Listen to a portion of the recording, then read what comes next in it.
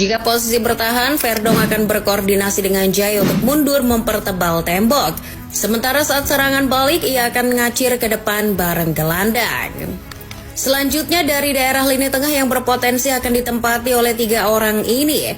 Dari gelandang kanan ada Ricky Kambuaya yang harus diturunkan bila Indonesia mau mengatasi Saudi dan Irak. Tipikal bermainnya yang ngotot seperti paru-parunya ada 10. Kakak Ricky sudah tak perlu disepelekan lagi. Tinggal pasang saja di posisi ini, pemain Dewa United sudah paham dengan job desk-nya tanpa perlu diarahkan panjang lebar oleh Kluivert. Selain fight, tugas kakak Ricky adalah suplai bola.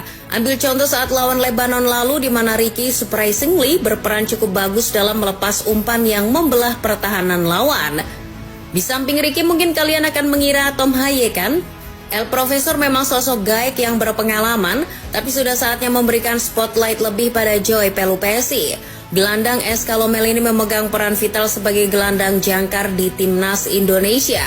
Dengan pengalaman panjang bermain di Eropa, ia membawa disiplin taktik dan kecerdasan posisi yang sangat dibutuhkan skuad Garuda.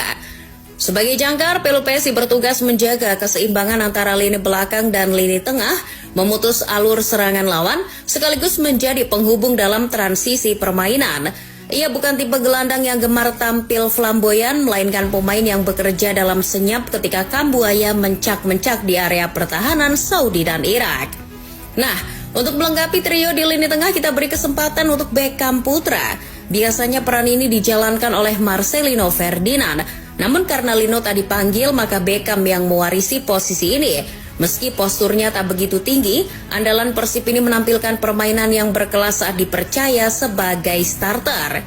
Sebagai gelandang serang muda, ia punya kreativitas tinggi dalam membangun permainan, terutama lewat visi dan keberanian dalam mengeksekusi umpan-umpan terobosan. Pemain-pemain Saudi dan Irak pasti akan kewalahan menjaganya. Selain memiliki nama besar sebagai Beckham-nya Indonesia, pemain Persib ini lincah dan punya mobilitas tinggi. Sampailah kita pada trio penyerang yang jadi ujung tombak andalan Indonesia. Dikenal sering membawa hoki bagi timnas, sepertinya tak ada alasan untuk tidak menurunkan Ragnar Oratmangun sebagai winger kiri. Kembalinya Wah Haji, wajib hukumnya dimanfaatkan Kluivert untuk lolos ke Piala Dunia. Terbiasa menjadi nomor 10 di timnas, Ragnar identik dengan pergerakannya yang bebas dan kerap kali lepas dengan mudah dari pengawalan. Penetrasi seperti inilah yang dibutuhkan timnas saat menggores luka di pertahanan Saudi dan Irak.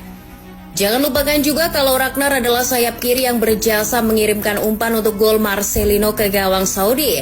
Berhubung Marcelino tak dibawa Kluivert, Ragnar akan bertandem dengan Miliano Jonathans yang menghuni sayap kanan. Hilangnya Marcelino memang membuat fans tak terima, sebab koneksinya dengan Ragnar adalah kunci kemenangan di pertemuan terakhir dengan Saudi. Kendati begitu, rasa kecewa itu jangan sampai mendiskreditkan penampilan Miliano. Walau baru bergabung, pemuda keturunan Depok itu punya kelebihan bisa bermain di 2 posisi sayap sekaligus. Jadi dia bisa switch play dengan Ragnar. Secara penampilan, pemain FC Utrecht itu terpantau cukup bernas dalam menjalankan peran sebagai sayap di uji coba September.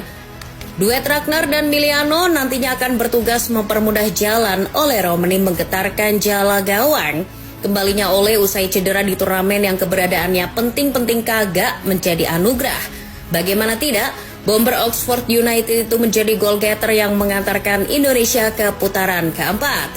Ole memang sudah masuk dalam susunan pemain dan diunggulkan menjadi starter.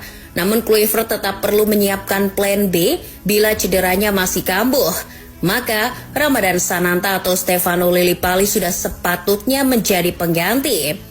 Gimana nih football lovers dengan komposisi seperti tadi? PD OTW ke Piala Dunia 2026 gak nih?